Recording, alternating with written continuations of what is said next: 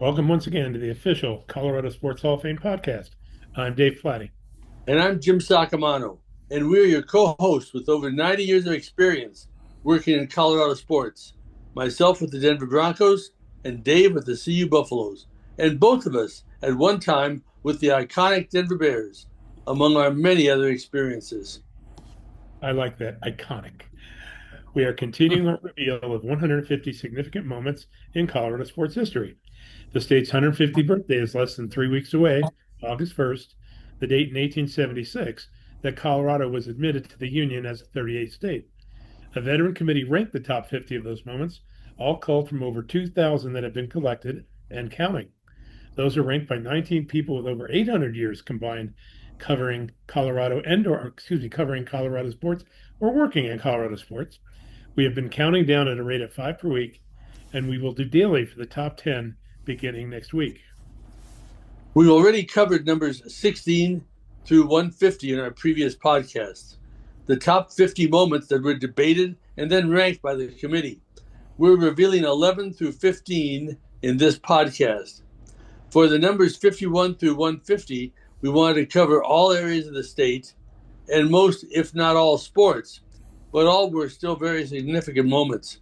We are archived on the Colorado Sports Hall of Fame website, along with all our podcasts. Just go to coloradosports.org, click on the menu bar, and then top 150 moments or podcasts. But first, we always revisit some other moments in Colorado sports history that aren't in those top 150. These moments were identified chronologically, signifying their importance at the time and that had a significant impact on the state's sports scene. For example, on July 18th, 1995, Shelley Rule of Tequesta, Florida, won the inaugural Colorado Women's Open, recording a 4 under par, 69-71, 140 on the scorecard at Fox Hollow Golf Club, earning the $5,000 first prize. Rule attended Cherry Creek High School and graduated from CU Boulder before it had a women's golf program. Denver's Carol Flanagan was the low amateur and 7th overall, 74-72 for 146 plus 2. On July 14th, 1974, Gary Longfellow became the first of only two amateurs to win the Colorado Open golf tournament, winning the 11th annual event with a 2 under par 282 score. He received $200 in merchandise for his win. As we all know, amateurs can't collect a check. Mike Holder, a professional, finished second. The Oklahoma State golf coach, one stroke off the lead, and got to claim the $5,000 first prize. 2 weeks later, Longfellow completed the rare trifecta by adding the state match play title to his Open win and his earlier win in the state stroke play. On July 18th, 1960, at the Denver Coliseum, future heavyweight champion Sonny Liston, a one-time Colorado resident, scored a knockout of Zora Foley 28 seconds into the third round in front of 9,252 spectators. Liston eventually became a champion after he knocked out Floyd Patterson, and he held the title until he was knocked out by Cassius Clay. Then, eventually he became Muhammad Ali in 1964. And on July 12th, 1993, Jack Nicklaus won his first USGA title in the state. He won his first USGA title in the state in 1959, and on this day he would win his last as he captured the U.S. Senior Open at Cherry Hills Country Club. He held off several pursuers with a 1 under par 70 for a 72-hole total of 6 under 278, besting Tom Weiskopf by one shot. Dale Douglas in second after three rounds, tied for third, three back. This is Mark Johnson, voice of the Colorado Buffaloes. As we count down the greatest moments in Colorado sports history, it's worth remembering that great sports moments don't just happen. They're built on preparation, resilience, and staying healthy. And in Colorado, a great sports moment can mean something different to everyone, from Hall of Fame athletes to anyone who simply wants to keep moving. Whether you're chasing championships, personal bests, or just a pain-free morning run, the team at CU Sports Medicine and Performance Center delivers exceptional sports medicine care, from prevention and recovery to performance. Founded right here in Boulder, the CU Sports Medicine and Performance Center brings together CU medicine providers and Boulder community health clinicians to provide comprehensive care that's close to home and rooted in the community they serve. Learn more at cusportsmedicincenter.com. And now on with the countdown. The greatest moments in state of Colorado sports history. Number 15. On June 10th, 1991, Major League Baseball Commissioner Fay Vincent announced that Denver and Miami were selected as the two expansion choices to begin play in 1993, subject to the approval of the 26 owners, which occurred on July 5th. The two were chosen over four other finalists, which were announced as previous December: Buffalo, Orlando, Tampa St. Pete, and Washington, D.C. Both franchises joined the National League, bringing its membership to 14 teams, same as the American League, after it expanded to Toronto and Seattle in 1976.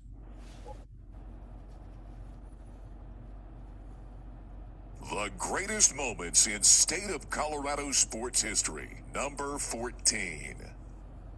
This one's a little close to my heart. On September 24th, 1994, the Miracle in Michigan was deemed the play of the year in all of sports, winning an ESPY, and was one of the top plays in college football in the 20th century, as number 7 Colorado beat number 4 Michigan as time ran out, 27-26. CU led 14-3 early, but the Wolverines rallied to lead 26-14 after three quarters, which they still held until 2:16 remaining, when Rashawn Salam scored a touchdown to cut the lead to 26-21.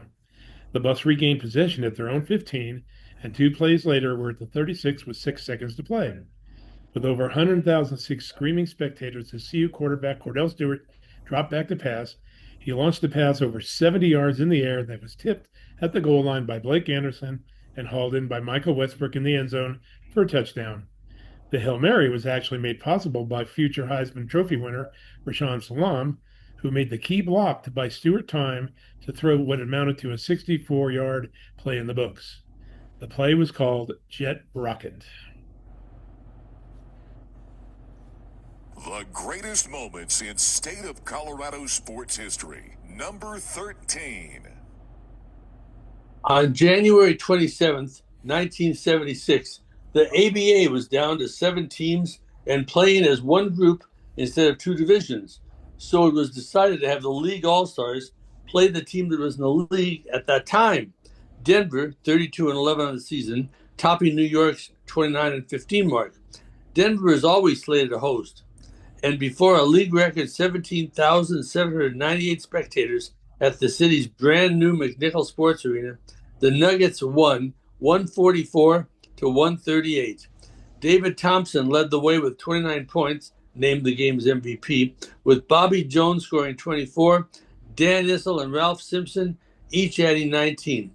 Julius Dr. J. Irving led the All-Stars with 23 points, but he was a crowd favorite as at halftime when he won the inaugural slam dunk contest by outdunking Thompson, George Gervin, Artis Gilmore, and Larry Kennan. The NBA resumed the contest in 1984 when the NBA All-Star Game was also held in Denver. Glenn Campbell and Charlie Pride performed in a pregame concert to kick off those festivities. The greatest moments in state of Colorado sports history. Number 12.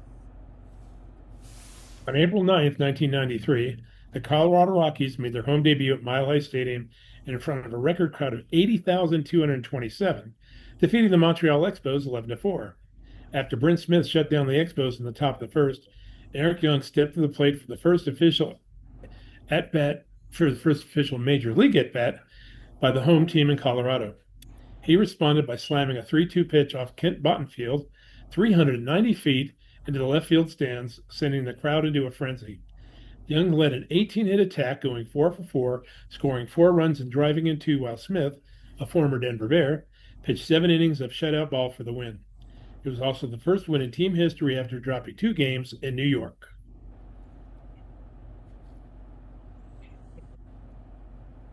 The greatest moments in state of Colorado sports history. Number 11.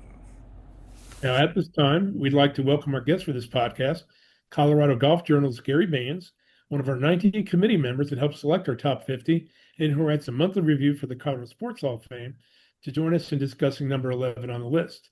Arnold Palmer's June 18th, 1960, Saturday, in the U.S. Open at Cherry Hills. Gary, welcome to our show. Thank you for having me. Appreciate it. Gary, you're as well versed in golf in the state of Colorado as anyone. Prior to the 60 U.S. Open, what was the most attention the state had in the golf world? How was the Denver Open perceived until it was discontinued in 1963? Well, Jim, you don't seem to remember that Ralph Guldahl won the U.S. Open in a tie, no less, in Cherry Hills in 1938. The last guy to That's be why wearing a you're the tie man, to win the Gary. U.S. Open. That's why you're the man. But there was no TV I, then. I got all the obscure facts. No, that was the Cherry Hills hosted two major championships. In the U.S. Open in 1938 and the PGA Championship in 1941, and the U.S. Open was actually the first U.S. Open held in the Western U.S. So, um, and another obscure fact is after Ralph Guldahl won the U.S. Open at Cherry Hills, like a few weeks later, he's playing at his home course in the New Jersey State Open, and he loses by 3 strokes in his State Open. So who knew? But is it safe to say the U.S. Open in 1960 put a spotlight on the sport in the state that has lasted since? Yeah, definitely. With Arnold Palmer, who won, being kind of a transcendent figure in golf. Anything he won, and especially the biggest events he won, reflects on where he won. And so Cherry Hills being his only U.S. Open victory, that's a big deal. I think as far as our list is concerned, it's rightfully the number one moment as far as golf goes in Colorado history. Let's now revisit that 1960 U.S. Open. Walk us through the highlights, if you would, that made it most memorable, not just in the state, but in Open history. Yeah, there's actually a book somebody wrote later, which kind of puts it into perspective how big a deal this was. The book was called Golf's Greatest Championship. So I mean, if you just call a book that, it's gotta be a big deal. So basically, the reason it was, considered that highly was you had the intersection of 3 generations of all-time golf greats coming together at Cherry Hills and all being on the leaderboard in the last round. You have Ben Hogan, who's 47 years old, Arnold Palmer's 30 years old and at his peak, and then young amateur named Jack Nicklaus, who was 20. And then all three of them were in the hunt for the title until at least the final 2 holes. And Hogan and Nicholas played together, and at that point they played 2 rounds in one day on a Saturday. So um, Hogan hits the first 34 greens in regulation on that day, and then he finishes up a bogey on number 17, hits it in the water, and then a triple bogey on the last hole. He finishes ninth.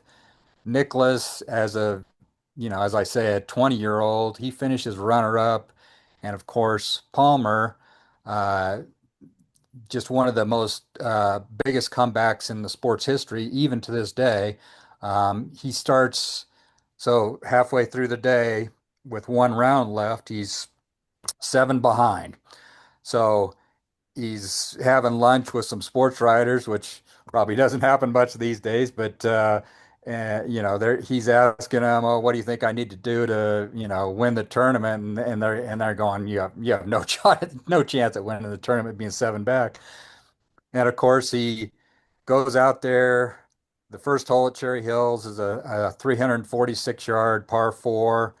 And of course, nowadays you expect like Rory McIlroy, 346-yard drive isn't that big a deal, but you have persimmon wood clubs back then, balata balls.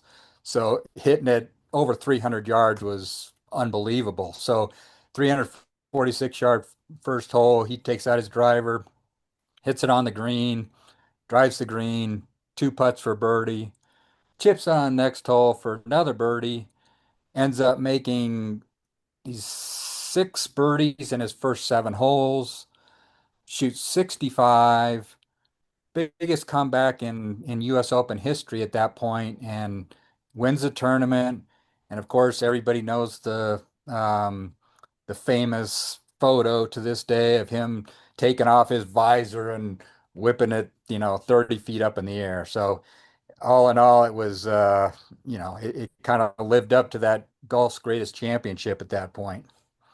And of course, it turned out to be, as I said, Arnold Palmer's only U.S. Open title. As great as he was, that's the only one he won. And at that point, he'd also won the Masters that year, so he had the first two legs of the Grand Slam, and he ended up losing in the British Open by a stroke. So that is his shot for a season-long Grand Slam kind of came to an end there. But it was, it was obviously quite a day, and he was such a big deal for him and for Cherry Hills that they later made him an honorary member there, and he proudly came back every now and then and wore his red jacket. And those of us who have been lucky to play Cherry Hills, knows there's something special on that first tee. What's that? Something special on that first tee? Well, they've got a plaque right next to where that tee box was set that day, and says, 346 yard. Arnie drove the green there, and went on to shoot 65, and biggest comeback in U.S. Open history. So it's even if you play it to this day, you weren't aware for the history, which probably most people are, but if you weren't aware of it, you just look over and there's that plaque. And Amazing. I'm sure many people pose with that. Yeah, yes, indeed. So 4 years later, the Colorado Open was created in 1964 by Robert Kirshner. It's still going strong. Where do you feel the Colorado Open ranks among the state opens? Uh, I'd have to say number one. I mean, and I've covered it since the whatever 1983 every year, and um, that's not the reason I say that. It's just the field it draws. I mean, heck, Sam Snead played in it one year. Mickelson played in it. Fred Couples played in it. Hale Irwin played in it. Billy Casper, Mark O'Meara. I mean, all those guys are in the World Golf Hall of Fame. And then there's, a bunch of other, famous tour players, David Duval, Craig Stadler, Dave Hill, Steve Jones. Plus, it's always had, one of the top purses in all in all state and regional opens. Um, and then as you know, Dave, having worked the event many years in the early days, I mean, Haiwan is just a perfect mountain setting, having hosted it for the first whatever it was, 24, 25, or I guess 27 years it was held. I mean, that was just it screamed Haiwan screams Colorado. It was an interesting place to hold the tournament. The putting was crazy. I mean, people would four putt and that sort of thing. And even during the early years when it was at Haiwan, even, it's hard to think of now, but, like Channel 2, you know, the old Channel 2 used to come up and televise it because it was a big enough deal at that point. Amazing. Amazing. Um, Gary, can you recall how the International came about in 1986 and why it was eventually discontinued? Well, at the end, I mean, they had a run of what, 20, 21 years, I guess. Um, I guess it was, a couple reasons. You were having trouble getting title sponsors at the end, and for an event that was over $1 million event, that not much money, I guess these days, but it was big money back then. They were one of the first to have that size of purse. So you need a title sponsor, and they were having trouble with that. Also, Jack Vickers, the founder of Castle Pines and the International, uh, he had it always stuck in his craw that Tiger Woods, who was, the biggest thing in golf, for many of those years, would not come to the International on a regular basis. He came twice and just would skip it a lot of times after that, and Vickers had a tough time reconciling that, even though I think, he always seemed to get good fields, but, he didn't get the biggest guy most of those years. So that kind of stuck in his craw. So, and then also at the very end, they were talking about possibly moving the International to be like the one of the end of the season events, which would push it up against the football season. Obviously, the Broncos are king here, and then obviously the college football, that sort of thing. And Vickers knew that it wouldn't go well going head to head with them, so it just went by the wayside, unfortunately. So the Stableford scoring format kind of, I don't know if some people stayed away from it or maybe didn't like it, but it caught on eventually, didn't it? Yeah, I think a lot of players liked it. I mean, you're always going to have a few people who, they're used to their, stroke play events and that's what they want to stick with. But it, you know, with the scoring format, basically a bogey and a birdie were worth more than two pars. So it led to people being aggressive on the golf course as far as hitting, going for the pins and doing things they might not do in a stroke play event. So that definitely creates some excitement. Okay, so the only regular tour stop right now is in the Corn Ferries Tour, the Blue Championship held at TPC Colorado in Berthoud. You just covered it. What are your thoughts on the event? I like the event up there. It's very well run. I mean, it's like the players are treated almost as well as they would be at a tour event. It's for that tour. It's been named the Tournament of the Year a couple times. And TPC Colorado, if you haven't been up there, it's like spectacular views. It's like on the edge of a few reservoirs, and then the backdrop is those spectacular mountains. So it's really neat, and it's got those riveted face bunkers and that sort of thing. It's unique. It plays at 8,000 yards. It doesn't, the players, they score well, but they don't go crazy there. So I like the event. It'll be interesting to see if that sort of thing sticks around, or if it evolves into a possible PGA Tour event down the line. Who knows for Colorado? So, in looking back, the committee selected the 60 U.S. Open as the state's most significant event in the sport. What else would you rank up there? Have perhaps a top 5 or 10 to share with us? That as I said, there's no question that's number one. But you've had some huge names. I mean, the very biggest names in golf win in Colorado, so I'd probably put a lot of the events they won up there. Like, so Nicholas wins the 1959 U.S. Amateur. People might think, oh, the U.S. Amateur, that's, kind of a big event. But back then it was actually considered, a major, basically. It was, Nicholas always considered, he won 18 pro majors, but he won a couple of U.S. amateurs too. So he'd say, I won 20 majors. So, and not only that, he came back to the state. That was his first U.S. Golf Association title. He came back to the state, as you mentioned, Dave, in 1993 won the U.S. Senior Open. That bookended it the other way because that's his last USGA title. And he also won it for what it's worth. He also won like a Jerry Ford Invitational up in Vail. So that's another big one. On the women's side, Babe Zaharias, obviously during the first half of the 20th century, she was known for her track and field prowess. I mean, she's Olympic gold medalist, all that. She had previously lived in Denver during the 1950s. So in 1950, Cherry Hills hosts the Women's Western Open, which was a major at that point for the LPGA Tour, and Babe Zaharias wins.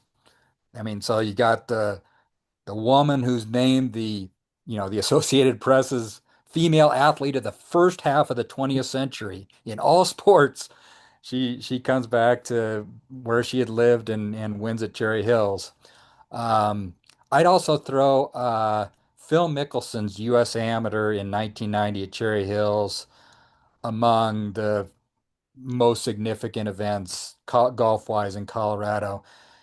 Phil is just he is just a a unique character. He was even as cocky as he turned out to be later. He was even cockier at that point in his career, doing stuff like he conceded a guy a 20-foot putt because the guy was walking around his putt too much and he thought he was taking too much time. He said, "Oh, just pick it up." So that's Phil. But anyway, he won that U.S. Amateur at Cherry Hills. He goes on to win two of the internationals at Castle Pines. And then, as you know, Dave, he won a college event that CU used to host at Red Feather Lakes right after the U.S. Amateur. So he has won a ton of stuff in Colorado. And the last one I'd say would be or Annika Sorenstam, one of the winningest players in women's golf history. But her very first LPGA win, her very first major championship win came at the Broadmoor at the U.S. Women's Open in 1995. So that's a huge one too. The state has turned out several great golfers, both men and women, who have been your favorites through the years. Your favorites, not the best necessarily, but your favorites. Well, it turns out some of them are both favorites and the best. As Dave knows, Dave knows Hale Irwin well. You know, Mm-hmm. I've covered him, since the early 80s. You know, he's about as competitive a guy, especially in golf, as you can get. But as you get to know him well, he's also really intelligent, really smart, really thoughtful, and he's also a real nice guy, which wouldn't necessarily always come across on, people who just watched him, play his tournaments and win 3 U.S. Opens and that, but that's the way it is. Um, and then, I was fortunate enough to when Jennifer Kupcho and Wyndham Clark were coming up through their basically as kids in Colorado. I covered a lot of their stuff and started covering them as freshmen in high school. Um, so Jennifer is, again, she is wildly competitive. Both of them are, but Jennifer really struck me that way. Wyndham to a certain extent, and it's interesting to see the evolution of players like that when you saw them when they were just kind of cutting their teeth and they were good, but they were getting beat sometimes. And so now and then they turn into they're both major champions and it's just and comparing those two is especially interesting because Jennifer Kupcho grows up as a public course golfer, kind of a, middle class person. Wyndham Clark grows up at Cherry Hills, that's, one of the premier courses in Colorado. So it's interesting how they both kind of uh, evolved over time.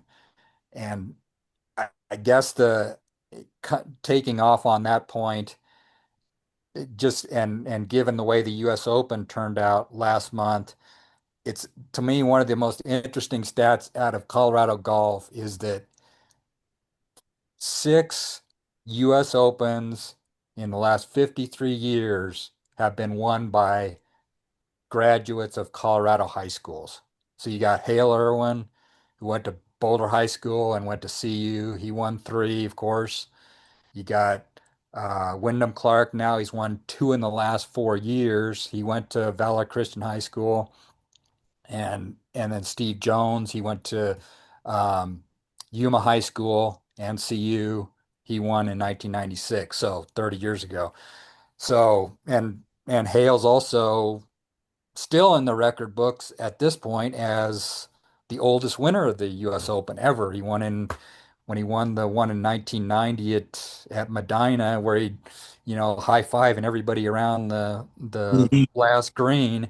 He's 45 years old. Nobody over 45 is has won at an older age. And you got to also put what Hale did into perspective with three U.S. Opens, only six players, and it's quite a six players group, have won the U.S. Open three times or more.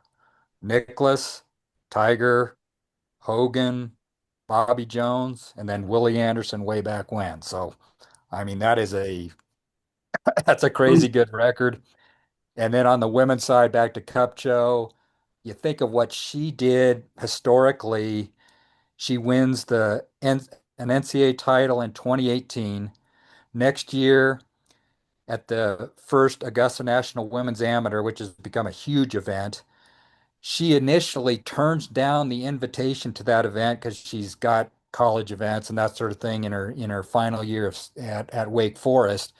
And then things kind of get cleared up, and she has to call them back and say she's the number one amateur in the world on the women's side. She said, "Oh, can I get back in?" And they say, "Okay," and then she wins the title.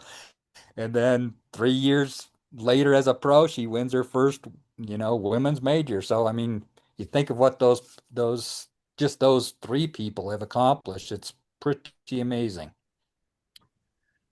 So you've covered everything in this state, probably junior golf tournaments, maybe even those that are younger for participants, college pros. But let's not forget the colleges. CU and CSU have had some fine years. Air Force on occasion. Most recently, Colorado Christian was on the national stage. You being a Evans Scholar student at CU, I sense you sometimes have a great affinity over the college sport over the others. Could that be true? Well, I enjoy covering college golf. As I later learned when you bring up the Evans Scholarship, so that's an Evans Scholarship, it's for caddies. So there's a house for the Evans Scholars at CU. The only reason I bring it up is because probably what, 15 years before I was there, Hale Irwin lived in that house as a member of that fraternity, whatever it was. And it was like I once ran that by him. And he said, "Oh, really? Yeah, that's interesting." And so yeah, you got, obviously Irwin, Steve Jones, Dale Douglas, obviously they've all won either regular tour majors or senior majors, all multiple time winners on tour. They all went to see you. You got Martin Laird, has won four times on the PGA Tour. He went to CSU, pride of CSU.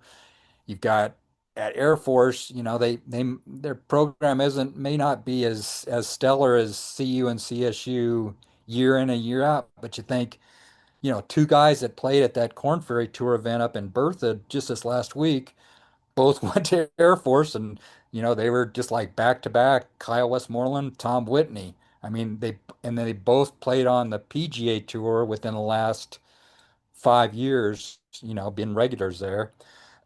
And then you mentioned Colorado Christian. Who would have thought, you know, 5 years ago or whatever, that Colorado Christian University would finish first, second, and then a quarterfinalist last year in the National Division II championship. I mean, that is quite a run. I mean, that's pretty much unprecedented as far as team golf for this state anyway. So yeah, and then yeah, so they've got, I mean, they don't have the pedigree of some of the top programs in the country, but for where those programs are located with, you obviously, it's not pure weather in January and February and March. So you've got that as kind of a drawback for here, but they still produce some pretty darn fine programs,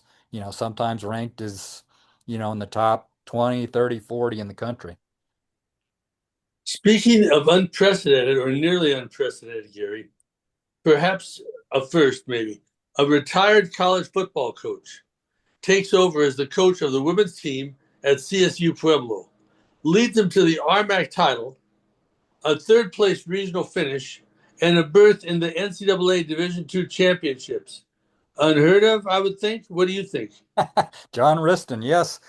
That was quite a story. He was, he replaced the previous coach the previous women's coach at CSU Pueblo had left in the middle of last season in December, and so they call on John Riston, who's, won a national Division II title at CSU Pueblo, and of course has roots back at CU back in the day. He's thrown in for the Neil, women's golf program, and he not only he's not only a caretaker, but they as you said they did some pretty good stuff in his half of season as a interim interim coach, and so to me it was kind of a almost a throwback story to the old days of college golf. I mean, nowadays it's the head coaches at a lot of prominent universities make a ton of money and that sort of thing. But, back in, when Les Fowler is as was the men's golf coach at CU, and even when Mark Simpson took over for him in the 70s, I mean, those guys were that was a part-time job for them. I mean, Les Fowler was he had an insurance business.